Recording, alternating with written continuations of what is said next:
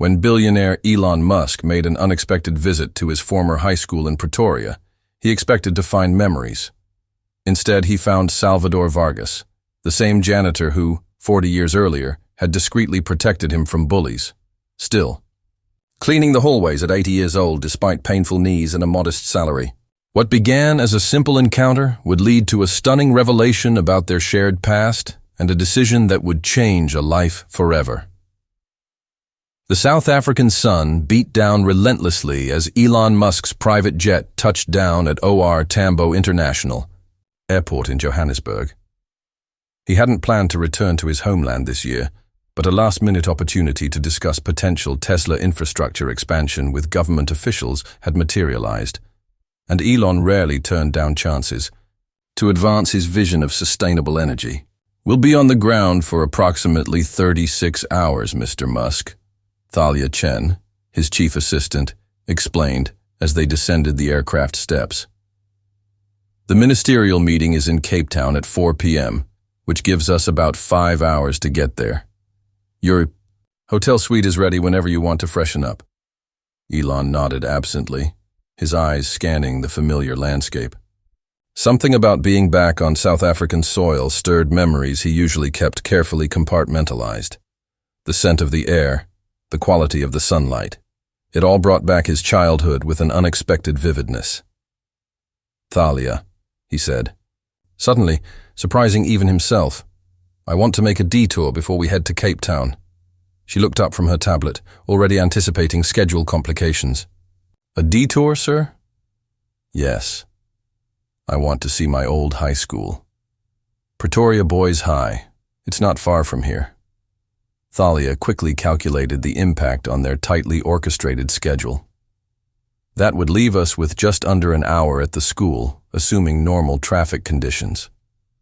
"That's enough," Elon said with uncharacteristic softness. "I just need to see it." As their sleek black Tesla navigated the familiar streets of his youth, Elon felt an odd mixture of anticipation and apprehension. He had left South Africa at 17, determined never to look back, carrying emotional scars from years of relentless bullying and feeling perpetually out of place. Yet here he was, voluntarily returning to one of the epicenters of that difficult time. The car pulled up to the imposing brick facade of Pretoria Boys High School. The wrought iron gates were exactly as he remembered them, as was the massive oak tree that dominated the front courtyard. For a moment, Elon sat motionless, transported back 4 decades to his first day, a skinny, awkward boy with an unquenchable curiosity and no idea how to navigate the treacherous social waters of adolescence. "We're already running 10 minutes behind, Mr. Musk," Thalia reminded gently, checking her watch. "The minister's office has called twice for confirmation." "This won't take long," he replied, a strange certainty in his voice. "Tell them something came up. I'll be quick." The school secretary's jaw literally dropped when Elon Musk walked through the front doors. After a moment of stunned silence, she stammered, "Mr. Musk, we had no idea you were coming. The principal will want to—" "Actually," Elon interrupted, with a polite smile, "I'd prefer to just walk around on my own for a few minutes if that's all right. For old time's sake." Of course," the woman nodded frantically. "Whatever you prefer, Mr. Musk. It's such an honor to—" But Elon had already moved past her desk and into the main hallway, letting the familiar sense of floor polish and chalk dust wash over him. The corridor stretched before him, just as it had in his youth, lined with the same green lockers, the same classroom doors, the same bulletin boards covered with announcements and achievements. There was his old math classroom where Mrs. Pretorius had first recognized his gift for numbers and allowed him to work ahead of the class. And there was the library, his sanctuary during those difficult years, where he'd spent countless lunch periods hidden among the stacks, devouring books on physics and engineering while avoiding the social battlefield of the cafeteria. He ran his fingertips along the wall as he walked, feeling the same slightly rough texture of institutional paint against his skin. The sensation triggered a cascade of memories, not all of them pleasant. He remembered hiding in an empty classroom after a particularly bad day, a gang of boys having dumped his backpack in a toilet. He had been frantically trying to salvage his sodden notebooks when a quiet voice startled him. They do this because they know you're going somewhere they can't follow. It was the janitor, an older man with kind eyes who had handed him a roll of paper towels and then discreetly left. Lost in thought, Elon almost didn't register the sound that brought him back to the present, the familiar squeak of a mop bucket's wheels against the linoleum floor. He rounded a corner and stopped abruptly. There, bent over a fresh soda spill, was an elderly man with a mop. His back was stooped, his movements slow and methodical. But there was something in the way he worked, with care and precision, that struck a chord in Elon's memory. The old janitor looked up, adjusting his glasses. For a moment he stared blankly at the well-dressed stranger, then his weathered face transformed with recognition. "Well, well," he said in a gravelly voice tinged with a slight Portuguese accent. "If it isn't young Musk himself, or should I say the spaceman?" He chuckled, leaning on his mop. "Mr. Vargas?" Elon couldn't hide his astonishment. "You're still here?" 52 years next month," the old man replied with unmistakable pride. "This place is my home now." He gestured around with a gnarled hand. "Though I expect I'll be retiring soon enough. These old bones aren't what they used to be." As if to emphasize his point, Mr. Vargas winced slightly as he shifted position, favoring his right knee.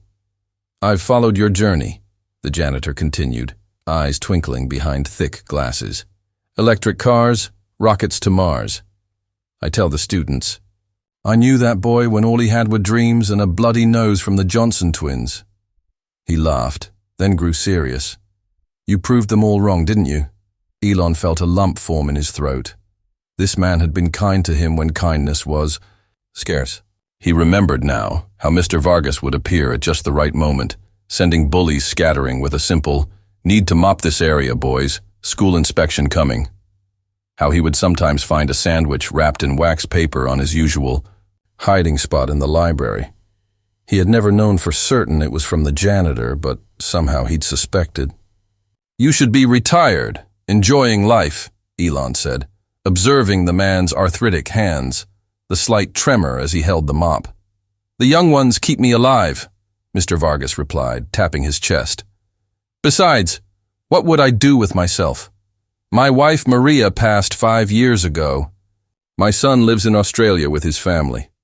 This place, these halls, these children, they're what I have." A bell rang, signaling the end of a class period. Mr. Vargas straightened as best he could, lifting his bucket. "It was good seeing you, Mr. Musk. Makes an old man proud to know he mopped the same floors as a man who's trying to get to Mars."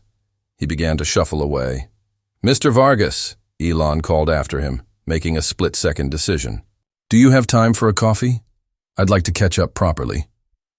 The janitor hesitated, then smiled, creases deepening around his eyes. "For you? Of course. Give me 20 minutes to finish this hallway. The teacher's lounge is empty until lunch. We can talk there." Elon nodded, then pulled out his phone. "Thalia, cancel Cape Town. Something more important has come up." 25 minutes later, Elon sat across from Salvador Vargas in the teacher's lounge, 2 steaming cups of coffee between them. The janitor had changed from his work uniform into a clean but threadbare button-up shirt.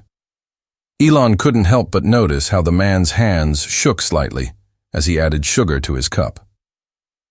"So," Elon began, 52 years, that's longer than I've been alive." Mr. Vargas nodded. "Started when I was 28, fresh out of the army. Needed something steady after all that chaos." He took a sip of his coffee. "Never meant to stay this long, but days turn into years when you're not looking." "And your knee. I noticed you were favoring it." The old man waved dismissively. "Old rugby injury, made worse by age and mopping floors for half a century. Doctor says I need surgery, but..." He shrugged. "On a janitor's pension. I make do with painkillers when it gets too bad.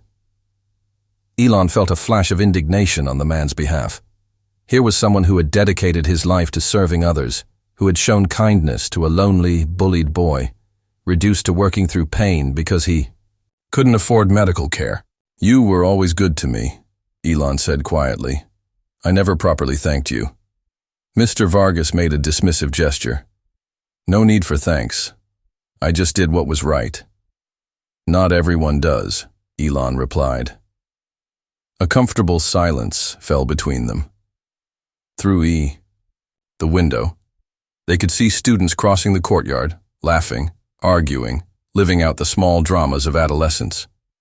You know, Mr. Vargas said suddenly, I keep a sort of scrapbook, newspaper clippings of former students who've done well. I've got quite the collection about you, he chuckled. Tesla, SpaceX, those flamethrowers, though I'm not sure the principal would approve of those. Elon laughed. Probably not. I told Principal Whitman when you started making headlines, that boy used to hide in our library. Some of the teachers remember you too, though not always fondly. He winked. You weren't exactly what they'd call an easy student. No, admitted Elon with a wry smile. I wasn't. But you were a good boy, the janitor continued. Curious. Always asking why, never satisfied with the standard answers. That's rare, you know. Most people are content with what they're told. A memory surfaced in Elon's mind. There was a night, I must have been 15, when I stayed late working on a project in the science lab. I lost track of time, and when I tried to leave, the building was locked. I panicked until you found me. Mr. Vargas nodded, his eyes distant with recollection. I remember.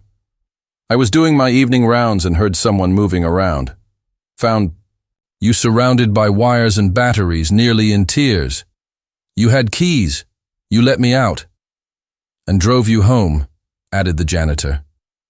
Your mother was worried sick. She'd called the school 3 times. Elon stared at him. You never told me that part. Mr. Vargas smiled. Didn't want to embarrass you. You were at that age when everything feels like the end of the world. Their conversation was interrupted by a young female teacher who poked her head into the lounge. Oh, sorry, Mr. Vargas, I didn't know you had company. Her eyes widened as she recognized Elon, but to her credit, she didn't make a scene. Just an old student catching up, Mr. Vargas replied with a smile. After she left, Elon leaned forward. Your retirement, is it sufficient? The janitor's smile faltered. It's not much, but I don't need much. The school lets me stay in the groundskeeper's cottage at a reduced rent. I grow vegetables in the back garden. I make do. Elon sensed there was more to the story. Why stay so long? Surely there were other opportunities over the years.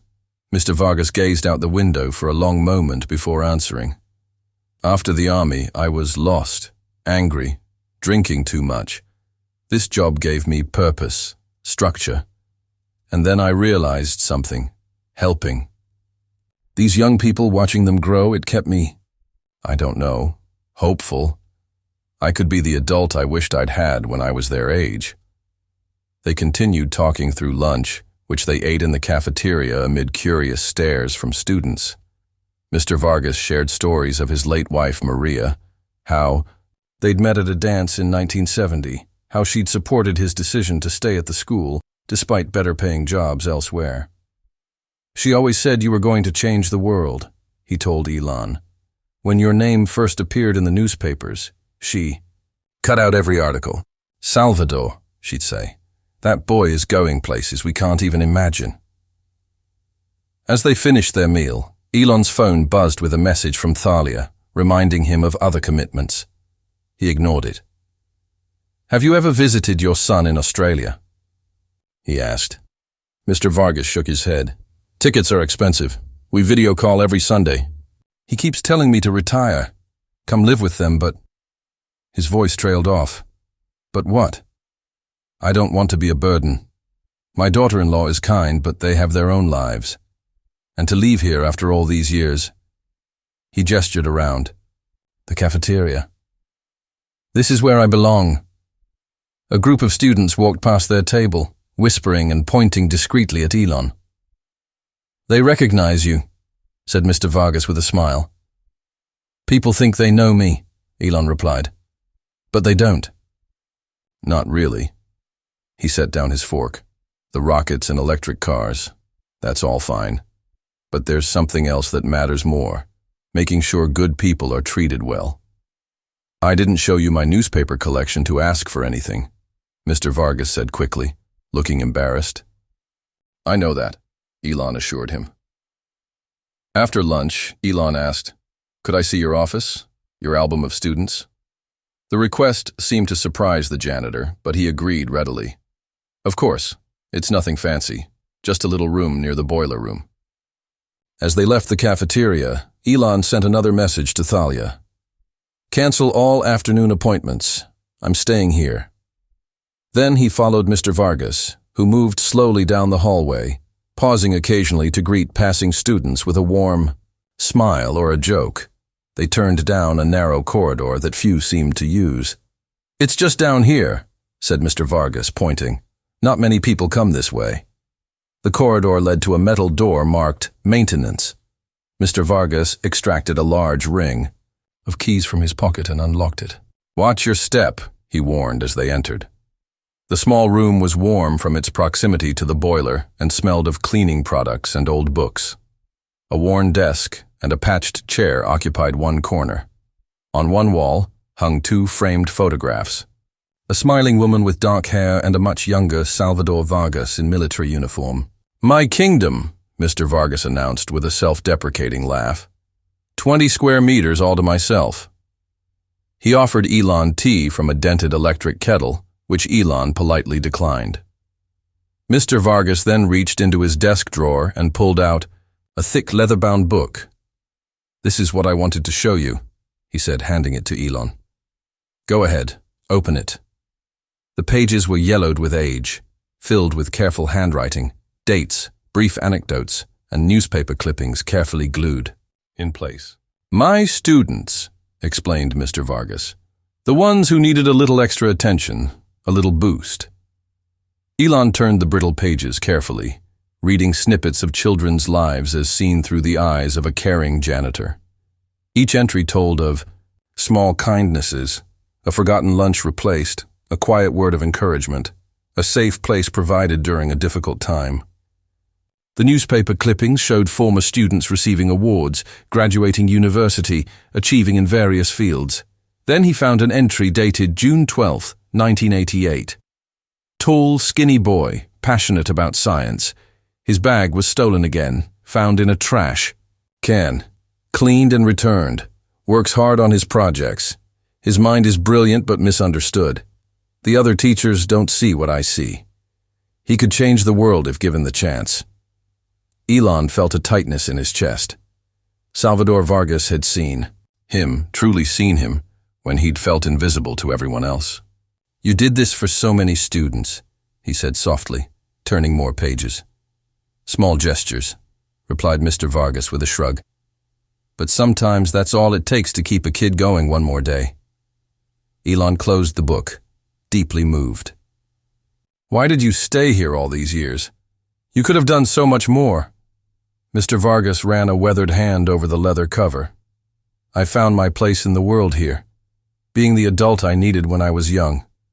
It might not seem like much to others, but I know what I've done matters. Elon thought about this man who had quietly influenced generations of students with nothing more than a mop, a kind word, and unwavering attention to those who needed it most. He, Elon Musk, controlled billions of dollars, built rockets and electric cars that made global headlines, yet here was a janitor who had perhaps made a more profound difference in individual lives than he ever had. Would you show me the school? Through your eyes?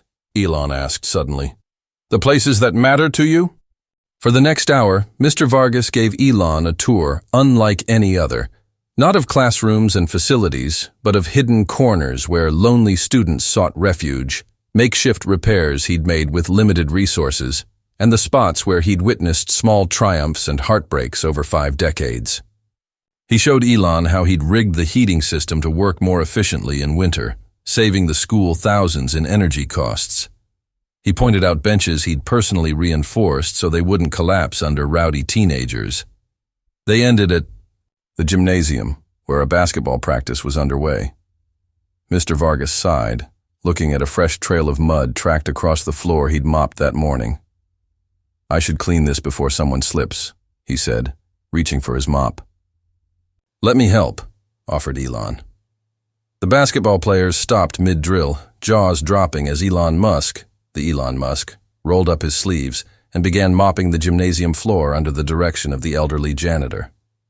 As they worked, Elon noticed Mr. Vargas wince whenever he put weight on his right knee. "Your knee is really bothering you, isn't it?" he asked quietly. Mr. Vargas sighed. "It's been getting worse. Doctor said I should have had surgery 5 years ago, but..." He trailed off, then continued more brightly.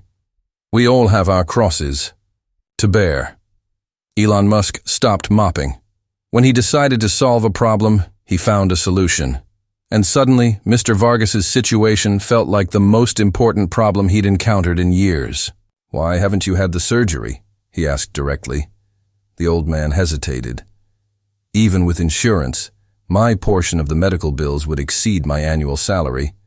And then there's the recovery time. I can't afford to take months off work. So I've learned to live with it. I take medication when it gets too bad." They finished cleaning in silence, but Elon's mind was racing with possibilities. As they returned the cleaning supplies to Mr. Vargas's office, Elon checked his watch. "I still have some time. May I ask you something else?" They sat on a bench. Outside, Mr. Vargas visibly relieved to take weight off his painful legs. "What are your plans for retirement?" "Eventually, I mean." Mr. Vargas sighed. "Work as long as I can. The pension isn't enough with rent, medicine, food costs all rising." "But you can't work forever," Elon pointed out gently. "Another year or two. Then I'll have to leave. Go to Australia, I suppose, though I don't want to be a burden on my son." "Your apartment? You rent?" 30 years in the same place. Rent keeps going up, not my salary." "And your savings?" Mr. Vargas looked down. "Maria's cancer took everything. 3 years of treatment, good years, worth every penny, but then helping my son when he lost his job, paying for my grandson's dental work." "Life is expensive," Elon thought for a moment. "If you could do anything else here at the school, what would it be?" The question seemed to surprise Mr. Vargas. He considered it carefully before answering. "I'd teach the children practical skills. How to repair things, solve real problems with their hands. These kids can solve complex equations, but can't change a light bulb." He chuckled. "The world needs more fixers, not just thinkers." Elon smiled, checked the time, and stood. "Thank you for everything, Mr. Vargas. This meant more to me than you know." As they said their goodbyes, Elon added, "I might be back someday. I hope you'll still be here." "God willing," replied the old janitor with a smile. Back in his car, Elon spent the drive to the airport deep in thought, making calls, asking questions about school staff salaries, pension structures, medical costs for knee replacements, and the feasibility of creating educational foundations in South Africa. "Thalia," he said finally, "contact our legal team. I want to create a foundation for supporting overlooked school support staff, janitors, cafeteria workers, bus drivers. Initial funding, $50 million. 3 weeks later, Elon returned to Pretoria Boys High School. This time, he arrived with Thalia, a lawyer, and 2 members of his educational initiative team. He'd also requested a meeting with the principal, though he hadn't specified exactly why. "Nothing happens until I've spoken with Mr. Vargas," he told his team as they entered the building. Students were just ending their day.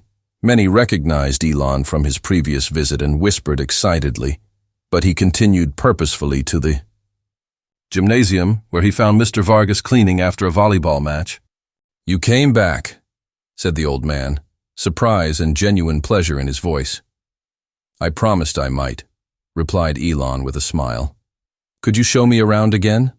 I'm particularly interested in areas of the school that need attention, infrastructure, facilities, that sort of thing. For the next hour, Mr. Vargas guided Elon through the building, pointing out leaking ceilings, outdated wiring, inefficient heating systems, and worn equipment. He explained how he'd improvised solutions over the years, making do with limited resources. Finally, they arrived at the woodworking shop, a surprisingly well-maintained space. "This is my favorite room," confided Mr. Vargas. "Working with your hands does something good for the soul." Elon listened attentively, then asked, "If you could change one thing about this school, what would it be?" Mr. Vargas thought for a moment. "I'd make sure every student learns practical skills alongside academic ones, and I'd ensure the school is accessible to everyone, not just the privileged few." Elon nodded thoughtfully, then said, "The principal is expecting us.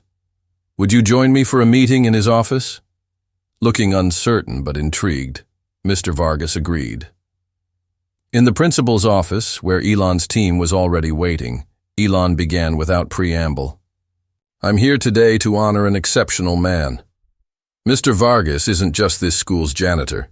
He's been its heartbeat for over 50 years. Then he made his announcement. "I'm creating the Vargas Foundation with an initial endowment of $50 million. The room fell silent. Mr. Vargas stared at Elon, speechless. "The foundation will have several missions," Elon continued. "First, it will recognize and support the unsung heroes of education, the maintenance staff, cafeteria workers, bus drivers, and others who keep schools functioning but are often overlooked. Second, it will fund a complete renovation of Pretoria, Boys High School, starting with the issues we identified today." The principal leafed through the documents Elon's lawyer provided, his expression stunned. This is incredibly generous, Mr. Musk." Mr. Vargas, still processing what he was hearing, managed to whisper, "I don't know what to say." "You don't need to say anything," Elon replied with a smile. "You've already done everything that matters." Then he turned to face Mr. Vargas directly. "There's more. The foundation is creating a new position here at this school, and at others throughout South Africa. The role is called Building Manager, and it combines maintenance oversight with student mentoring." Mr. Vargas listened, his eyes widening as Elon explained. "This person will teach students practical skills, using tools, repairing things, solving tangible problems. They'll work alongside teachers but focus on hands-on learning." Elon smiled. "And I want you to be the first to hold this position, Mr. Vargas." "Me?" the old janitor murmured, disbelief in his voice. "But my knees." "The position includes comprehensive medical coverage, including your knee surgery. The salary is 3 times your current one, and your pension will be recalculated based on this new rate." Tears welled in Mr. Vargas's eyes. "I don't understand. Why are you doing this for me?" "Because 52 years ago you came here every day with your bucket and mop, and you saw people who felt invisible," Elon explained, emotion evident in his usually measured voice. "You saw me when I needed to be seen," Thalia added gently. "The foundation will also cover travel expenses for your son and grandchildren to visit from Australia, and for you to visit them whenever you wish." Overwhelmed, Mr. Vargas could only nod, tears streaming down his weathered cheeks. "There's one condition," Elon added with a smile. "You have to take time off for your knee surgery and proper recovery." Mr. Vargas laughed through his tears. "I accept, but I have one condition of my own. I still get to clean my favorite corridor myself." "Deal," Elon said, shaking his hand. Later, as they walked back to Mr. Vargas's office, the janitor pulled out an old folder from a locked cabinet. "There's something I've been saving. I was never sure why, but now maybe I understand." He handed Elon a collection of yellowed papers, sketches, calculations, and notes that teenage Elon had discarded decades ago. "I found these in the trash after you spent that late night in the science lab. I didn't understand them, but I knew they were important," Mr. Vargas explained. Elon stared at the papers in astonishment. They contained his earliest concepts for efficient battery storage, crude drawings and calculations that would eventually evolve into technologies now powering Tesla vehicles worldwide. "You believed in these ideas before I even fully did," Elon said, deeply moved. 2 months later, after a successful knee replacement surgery, Mr. Vargas returned to Pretoria Boys High School. Instead of a mop and bucket, he carried a toolbox and a curriculum he'd developed for teaching practical skills. Students who had barely noticed him before now crowded his workshops, eager to learn from the man Elon Musk himself had called one of my greatest teachers. But the most significant change came 6 months after Elon's visit, when he invited Mr. Vargas to Tesla headquarters in Texas. There, before assembled media and company executives, Elon made another announcement that sent ripples through the business world. "Today I'm proud to welcome Salvador Vargas to Tesla's board of directors as our first education and community impact advisor." The journalists present were bewildered.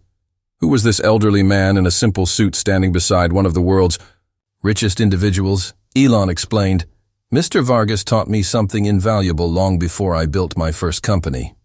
He showed me that sometimes the most important influence in our lives comes from those we least expect, and that true vision isn't just seeing what could be, but seeing who someone could become."